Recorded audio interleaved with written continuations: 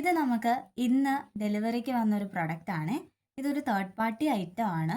ഇത് ശരിക്കും പറഞ്ഞു കഴിഞ്ഞാൽ ഇവരുടെ അഡ്രസ്സ് ഇത് ആർക്കാ അയച്ചിരിക്കുന്നതെന്ന് ഞാൻ കാണിക്കുന്നില്ല.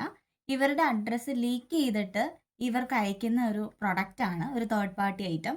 ഈ പ്രൊഡക്റ്റ് ആരാണ് അയച്ചതെന്നുള്ള ഡീറ്റെയിൽസ് കാര്യങ്ങളോ ഒന്നും തന്നെ ഇതിലില്ല. ഈ ഒരു പ്രൊഡക്റ്റിന്റെ റേറ്റ് വരുന്നത് ഏകദേശം 749 രൂപയാണ്. എന്താണ് സാധനം എന്ന് വെച്ച് കഴിഞ്ഞ് കഴിഞ്ഞാൽ ഒരു ഗ്ലോവിങ് വൈറ്റനിങ് ഫേസ് വാഷ് ആണ്. ഇനി നമുക്കിത് എന്താണ് ഇതിൻ്റെ ഉള്ളിലുള്ളതെന്നൊന്ന് കണ്ടു നോക്കാം. കാരണം ഈ പ്രൊഡക്റ്റ് വന്നിരിക്കുന്നത് ആ കസ്റ്റമേഴ്സ് ഇതുവരെയും ഓർഡർ ചെയ്തിട്ടില്ല ശരിക്കും പറഞ്ഞ ഈ ഒരു പ്രൊഡക്റ്റ്. പക്ഷെ അവരുടെ പേരിൽ ഈ തേർഡ് പാർട്ടീസ് അയച്ചുകൊണ്ടിരിക്കുന്നതാണ്. ഇനി ഈ പ്രൊഡക്റ്റ് എന്താണെന്ന് നോക്കിയാലോ.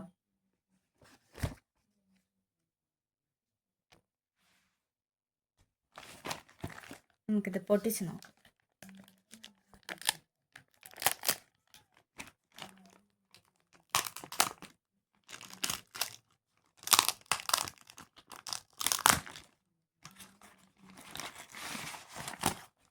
ഇതാണ് ഇതിൻ്റെ പാക്ക് ചെയ്തിരിക്കുന്നത്. ഇങ്ങനെയാണ് പാക്കിങ് വന്നിരിക്കുന്നത്.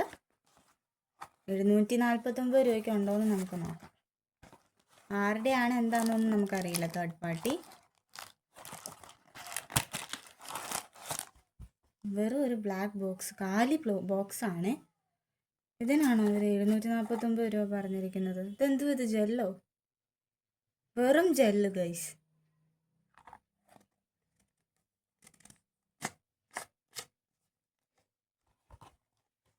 ഇതാണ് ഈ 749 രൂപയുടെ തേർഡ് പാർട്ടി പാക്കേജിൽ വന്നിരിക്കുന്നത്. ആരാണ്, അഡ്രസ്സോ കാര്യങ്ങളോ സെല്ലിംഗ് അഡ്രസ്സോ ഒന്നും തന്നെ നമുക്ക് അവൈലബിൾ അല്ല.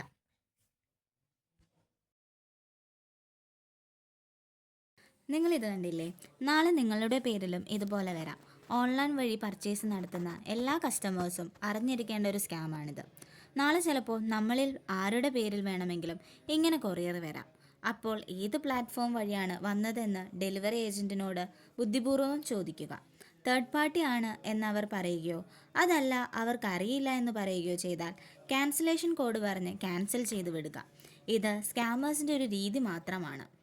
അതിൽ ചിലതാണ് നമ്മളിൽ പലർക്കും ഉപയോഗിച്ച തുണികൾ, ഡ്യൂപ്ലിക്കേറ്റ് പ്രൊഡക്ട്സ്, വില കുറഞ്ഞ സാധനം വില കൂട്ടിയിട്ട് കിട്ടിയിട്ടുണ്ടാകാം. എന്തു ചെയ്യണമെന്നറിയാതെ നിങ്ങൾ കൊറിയർ സർവീസിൽ കോൺടാക്റ്റ് ചെയ്തിട്ടുമുണ്ടാവാം. പക്ഷെ അവരുടെ ഭാഗത്തുനിന്ന് ഒരു പോസിറ്റീവായ റിപ്ലൈ കിട്ടണമെന്നില്ല. കാരണം അവരും ഈ കാര്യത്തിൽ ഹെൽപ്ലെസ് ആണ്. ഇങ്ങനത്തെ കേസുകളിൽ എന്തുകൊണ്ടാണ് ഇങ്ങനെ വന്നത് എന്ന് ചോദിച്ചാൽ അവർ ഒരു പോസ്റ്റ്മാൻ്റെ വർക്ക് മാത്രമാണ് ചെയ്യുന്നത്. ഈ സ്കാമേഴ്സ് കാരണം കസ്റ്റമേഴ്സിനും കൊറിയർ ബോയ്സിനും ഒരുപോലെ പ്രശ്നങ്ങൾ ഉണ്ടാകാറുണ്ട്. ഫേസ്ബുക്ക് വഴി, ഇൻസ്റ്റ വഴി, അതുപോലെ തന്നെ യൂട്യൂബ് തുടങ്ങിയ പ്ലാറ്റ്ഫോമിൽ പരസ്യം നമ്മൾ സാധനങ്ങൾ ബുക്ക് ചെയ്യുമ്പോഴാണ് ഇങ്ങനെ കൂടുതലും വരുന്നത്. കസ്റ്റമേഴ്സിന് ഓൺലൈൻ സ്കാമേഴ്സിനെ കുറിച്ച് അറിവില്ലാത്തത് കൊണ്ടാണ് ഇങ്ങനെ സംഭവിക്കുക. കസ്റ്റമേഴ്സ് ചിലപ്പോൾ അങ്ങനെ വരുന്ന സാധനങ്ങൾ കൊറിയർ ബോയ്സിൻ്റെ കയ്യിൽ നിന്നും വാങ്ങുകയും അതിന് പൈസ കൊടുക്കുകയും ചെയ്തിട്ടുണ്ടാവാം. എന്നിട്ട് ആ കസ്റ്റമേഴ്സ് തന്നെ ആ കൊറിയർ ബോയ്സിനെ ആയിരിക്കാം ചില കേസുകളിൽ ചീത്ത പറയുക. കാരണം അവർക്കും കൊറിയർ ബോയ്സിനും ഇതിലൊരു പങ്കും തന്നെയില്ല. പലരും ആമസോൺ, ഫ്ലിപ്കാർട്ടാണ് എന്ന് തെറ്റിദ്ധരിക്കാറുണ്ട്. ഈ വരുന്ന പ്രൊഡക്റ്റുകളെല്ലാം ഇവയിൽ നിന്നാണ് വരുന്നതെന്ന് തെറ്റിദ്ധരിക്കാറുണ്ട്. ഇങ്ങനെയാണ് ശരിക്കും നടന്നത്. നിങ്ങൾക്കും ഇതുപോലത്തെ അനുഭവമുണ്ടെങ്കിൽ കമൻറ്റ് ചെയ്യുക. പ്രൊഡക്റ്റ് ഡീറ്റെയിൽസും നമുക്ക് ഷെയർ ചെയ്യുക. ഇതുപോലുള്ള ഓൺലൈൻ ഷോപ്പിംഗ് ഹെൽപ്പിംഗ് വീഡിയോസ് ഞങ്ങൾ ഇനിയും പോസ്റ്റ് ചെയ്യുന്നതാണ്. സപ്പോർട്ട് ചെയ്യുക. നിങ്ങളുടെ സംശയങ്ങൾ ഷെയർ ചെയ്യാവുന്നതുമാണ്.